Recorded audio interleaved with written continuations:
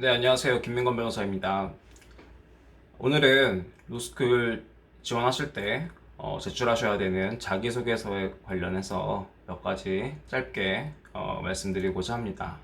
그 로스쿨에서 자기소개서를 볼 때에는 이제 로스쿨 입장에서 수험생들한테 어떤 것들을 묻고자 하는지 그것들을 먼저 생각하셔야겠죠. 그래서 이제 물론 각 로스쿨마다 약간씩 차이는 있을 수 있습니다만 기본적으로는 큰 틀에서 봤을 때 각 로스쿨은 첫째로는 변시 적합성, 그 다음에는 둘째로 진로 적합성, 이렇게가 가장 중요한 평가 요소가 될 것이다, 이렇게 보실 수 있겠습니다.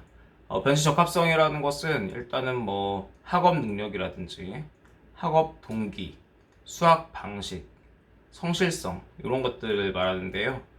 학업 능력 같은 경우는 기본적으로 이제 학점이나 이런 걸로 드러나겠지만, 여러분들이 이제 어떤 상황에서 어떤 학업적인 결과물을 도출해 냈는지, 그런 부분들은 정성적인 부분으로도 충분히 평가가 될 수 있겠죠. 그리고 학업 동기 같은 경우에도 역시 특별히 이제 로스쿨을 가고 싶다거나 법조인이 되고 싶다거나 하는 부분들이 학업 동기에도 영향을 미칠 수 있겠죠. 예를 들어서 취직이 그냥 안 돼서 로스쿨 일단 가봤다, 이런 사람 같은 경우에는 나중에 취직이 된다거나 했을 때 로스쿨을 이제 자퇴하거나 할 수도 있는 부분이겠죠. 그렇고 내가 뭐 꼭 검사가 돼야겠다, 이제 이렇게 생각을 하는 분 같은 경우가 그렇지 않은 사람보다 공부를 열심히 할 가능성이 높겠죠. 그런 부분들을 말씀드리는 거고요. 수학 방식이라고 하면은 뭐 크게 갈리는 부분은 아니겠지만, 예를 들어서 제도권 내에 그런 교육 제도를 잘 이용하는지, 그리고 이제 주요 과목 위주로 많이 듣고 교수님들이 지도해주는 방식으로 공부하는 사람이 있고, 예를 들어서 전공에는 좀 소홀하고 교양 위주로 듣는다거나, 아니면은 학업 외적인 부분을 더 관심이 많다거나, 이런 부분들이 있을 수 있겠죠. 결국은 로스쿨에서 보기에는 학교 커리큘럼을 잘 따라오는 사람들이 합격률이 높기 때문에 그 부분에 있어서 이 사람이 혹시나 너무 이제 튀는 방식으로 공부하진 않을지, 이런 부분들도 평가 요소가 될 것입니다. 성실성 같은 부분은 특별히 설명해드리지 않아도 될 것 같고요. 그 다음에 진로 적합성이라는 건 어떤 거냐면은 학교 입장에서 이제 졸업생들이 많이 변시를 3년 안에 붙는 게 굉장히 학교의 중요한 지표이기 때문에 그 부분 이제 당연히 중요하게 보겠지만, 꼭 그 양적인 것만이 아니라 이제 질적인 부분도 있을 수 있겠죠. 그래서 이 사람이 물론 이제 더 선호되는 그런 직장들이 일반적으로 있기는 합니다만, 꼭 그렇게 탑티어급의 직장이 아니라 하더라도 어떤 회사를 운영해 본 사람이라든지 관련된 공공기관에 있었던 사람들이라든지, 그러면 당연히 나중에 이제 변시 붙고 난 다음에 그쪽 관련해서 취직을 할 때 그냥 학교에서 공부만 하던 사람들보다는 아무래도 유리한 부분이 있겠죠. 예, 그래서 그런 부분들이 이제 흔히들 얘기하는 뭐 의사 자격증이라든지 아니면 뭐 회계사라든지 변리사 뭐 이런 것들도 당연히 진로 적합성적인 측면에서 가산점을 받는다고 보셔야겠지만, 꼭 그런 부분이 아니라 하더라도 그 사람이 어떠한 전공이라든지 지원 동기 같은 걸 봤을 때 이제 이 사람이 취업 경쟁력이 있을 수 있겠다, 예, 그런 식의 이제 어필, 점수를 받지 못한다 하더라도 결국은 그런 식의 어필이 어느 정도는 이제 이루어져야 할 것입니다. 물론 이제 이 이외에도 인성이나 가치관 등을 평가하는 학교가 없는 건 아니고요. 그리고 이제 그런 구체적인 것들은 기본적으로는 이제 학교의 모집 요강에 기재되어 있기 때문에 이거를 꼭 여러분들은 확인하셔야 합니다. 제가 하나 이제 가져온 거는 서울시립대학교 법학전문대학원에 이제 올해 올라온 2021년 모집 요강인데요. 여기 보면은 물어보는 문항하고는 다른 겁니다. 뭐라고 나오냐면은 학업 수행 능력, 장래 학업 계획 및 발전 가능성에 관한 사항, 법조인으로 활동하는데 특히 도움이 될 것이라 생각되는 사회활동 사항, 예, 대학 입학 이후 행한 봉사활동에 관한 사항, 이렇게 나와 있죠. 그러면 이제 당연히 이 부분을 강조할 수 있는, 이 부분과 관련해서 어필할 수 있는 그러한 목표를 가지고 여러분들은 자소서를 작성하셔야 하는 것입니다. 자, 다만 이제 아까도 말씀드렸다시피 학교마다 이제 우선시하는 요소가 다를 수 있고, 그리고 이제 그 내부적으로 본다고 하더라도 어떤가요? 내부적으로 본다 하더라도 그러한 뭔가 법조인으로서의 어떤 가치관이라든지 그런 부분들을 평가하는 정도, 그리고 이제 뭐 어떤 학교는 학업 능력을 더 중요시 생각하고 어떤 학교는 뭐 경쟁력을 더 중요시 생각한다거나 아니면 발전 가능성을 중요시 생각한다거나 그런 부분들에서 이제 다소의 차이는 있을 수 있는데 문제는 이건 내부자적 아닌 이상은 정확하게 이제 알기가 어렵다는 거예요. 그래서 이제 여러분들 입장에서 가장 이제 하셔야 될 선택은 어떤 특정한 어필 포인트로 이제 모는 것이 아니라 여러 방면에서 내가 어필할 수 있는 부분들을 건드리고 그리고 학교 입장에서 나한테 가질 수 있는 걱정, 내 약점을 보완할 수 있는 그러한 균형 잡힌 자소서를 작성하는 것이 될 것입니다. 자, 그럼 이제 먼저 주의해야 할 작성 방향을 일단 좀 몇 개 예시를 들어드리면 우선은 저도 이제 학생분들, 지원자분들 자소서를 많이 보고 했었는데 약간 자기 생각이 너무 많이 들어간 경우가 많아요. 그래서 자기 생각 위주로 작성된 자소서는 여러분들의 그 생각이 잘못됐다는 것이 아니라 그만큼 점수를 받기 위한 어필 포인트로서는 부족하다는 걸 좀 보여드리고자 합니다. 자, 만약에 뭐 법은 약자에 도움이 되는 방향으로 적용되어야 한다고 생각합니다. 모든 사람은 인간답게 살 권리가 있기 때문입니다. 자, 이렇게 얘기를 하면은 뭐 이 얘기가 틀린 얘기인가요?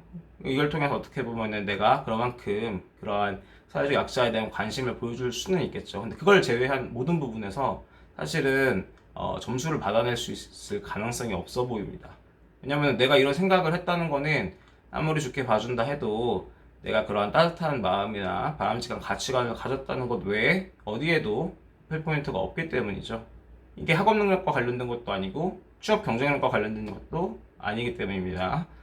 자, 그 다음에 또 어떤 약점이 있냐면은 내가 내 강점을 알아요. 성실성이라는 걸. 그래서 자기소개하는 부분에 또 성실성을 강조하고 지원 동기 부분에서도 성실성이 강조되고 학업 계획서에서도 성실성이 강조돼요. 그럼 이거는 결국은 만약에 그 학교가 정말 성실성만 보는 그런 학교라면은 물론 이제 탈이 안 생길 수 있겠지만 기본적으로는 내가 뭐 10점 중에 8점 정도를 노려볼 수 있는 사람인데 사실은 3, 4점 정도에 그치는 그런 형태의 작성 방식이 되겠죠. 그래서 이제 내가 가지고 있는 강점이 성실성이라 하더라도 어떠한 특정 항목에서 그 부분이 충분히 어필이 되었다고 판단이 된다면 다른 항목에서는 다른 장점을 어필하시거나 아니면은 약점을 보완하시는 방법으로 자소서를 작성하는 것이 더 안전하다 이렇게 말씀드릴 수 있겠습니다. 자, 그럼 아까 전에 한 거를 조금 고쳐보면은 자, 예를 들어서 법은 약자에게 도움이 되는 방향으로 적용되어야 한다고 생각합니다. 모든 사람은 인간답게 살 권리가 있기 때문입니다. 자, 이렇게 나왔던 거를 똑같이 나의 그런 가치관을 강조하면서도 만들어 볼 수 있는 문장은 법을 통해 사회적 약자가 어떠한 보호를 받고 있는지 확인하기 위해 사회복지시설에서 인턴을 한 경험이 있다. 이렇게 하면서 얘기를 시작하시는 거죠. 자, 그럼 어때요? 아까는 그럼 나의 가치관적인 부분만 드러났다면 지금은 어떤가요? 내가 어떤 그런 적극성이라든지, 그쵸? 발전 가능성. 그러니까 어떤 사실을 느꼈을 때 생각만 하는 사람이랑 실제로 그걸 확인하기 위해서 사회시설에서 활동을 한 사람이랑 당연히 발전 가능성적인 측면에서 어떻겠어요? 예, 당연히 이제 후자의 경우가 높은 평가를 받겠죠. 후자의 경우가 전자의 경우보다 무저릴 수가 있을까요? 예. 그러니까 이제 후자처럼 작성하는 것이 맞다는 겁니다. 이제 물론 여기서 이런 생각을 하실 수 있죠. 이거는 결국은 사회복지시설에서 인턴을 했기 때문에 그런 거 아니냐.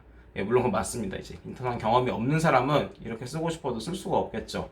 대신에 적어도 저는 그 아래 문장 정도는 써줄 수 있다고 생각을 해요. 그래서 근로기준법, 임대차 보호법 등을 공부하면서 강행규정이 갖는 의미에 대해 배울 수 있었고 또 한편으로는 법이 사적자치라는 대원칙을 보호해주고 있다는 생각을 할 수 있었습니다. 자, 이거는 어때요? 이것도 결국은 자기 생각에 멈춰있다는 점에서 사실은 조금 아쉽기는 합니다. 대신에 내가 한 게 없으면 어때요? 결국은 내 생각을 얘기할 수밖에 없겠죠. 내 생각을 얘기할 때 그냥 그럴듯해 보이는 얘기를 포괄적으로 누구나 할 수 있는 얘기를 하는 것보다는 적어도 내가 좀 더 구체적으로 뭔가 공부를 했다는 거를 보여주면 어떨까요? 그러면은 내가 조금 더 학업 적극성적인 측면에서 다른 사람보다 나은 점수를 받을 가능성은 있겠죠. 꼭 점수를 받는다는 건 아닙니다. 다만 점수를 받을 가능성이 있다는 거예요.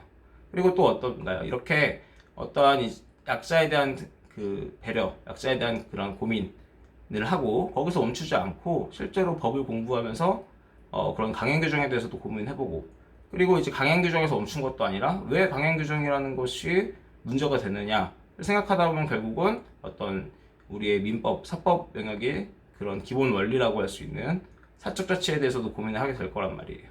그런 부분들까지 이제 녹아들면은 이거를 약간은 어떤 공적인 법의 역할을 강조하는 교수님이 보든 아니면은 사적인 역할을 강조하는 교수님이 보든 위험성을 피해가면서 동시에 내가 이러한 고민까지 해봤다라는 부분이 적어도 어필이 될 가능성은 있다.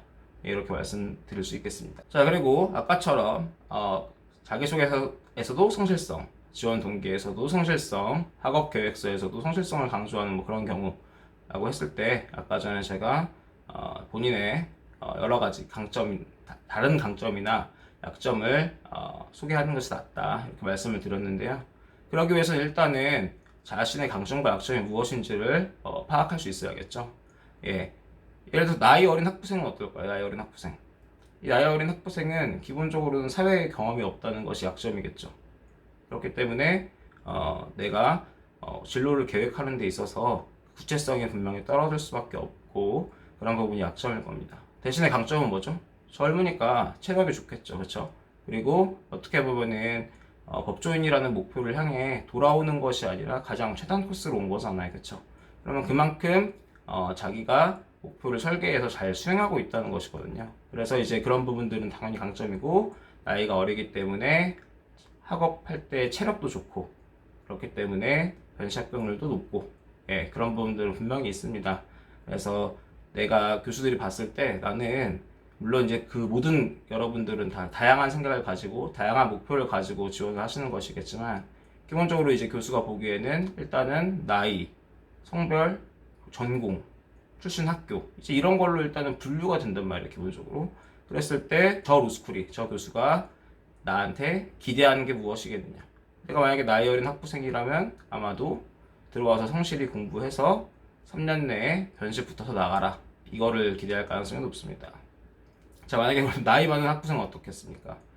나이 많은 학부생은 기본적으로는 나이는 쌓였는데 사회적 경험이 별로 없다는 점에서 사실은 조금 약점이 있을 수밖에 없어요. 근데 이거는 취직도 마찬가지지 않습니까? 나이는 쌓였는데 경력이 안 쌓이면 그만큼 당연히 디메리트 되는 거는 어쩔 수 없는 것이에요. 대신에 이제 나이 많은 학부생 같은 경우에는 예를 들면은 물론 이제 내가 너무 많이 방황했다거나 고민했다는 얘기를 많이 쓰시면 안 됩니다. 그런 거는 이제 불안 요소이기 때문에. 대신에 이제 나이 어린 학부생에 비해서 어떻게 보면은 좀 더 공부를 열심히 하고자 하는 의지는 있을 수 있고요. 그렇죠? 그리고 여러 가지 그런 경험을 통해서 어떤 여러 가지 내가 멘탈 관리 같은 걸 능하다거나, 그렇죠? 그렇게 해서 공부는 계속 많이 해왔고, 그렇지만 젊은 애들에 비해서는 조금 더 내가 꾸준하게 열심히 공부를 할 수 있다. 이제 그런 부분들. 그리고 그렇게 오래 해오면서도 나는 이제 법조인의 꿈을 잃지 않고 계속해서 지원하고 있다. 이런 부분들을 이제 강점으로 만드셔야 할 것입니다.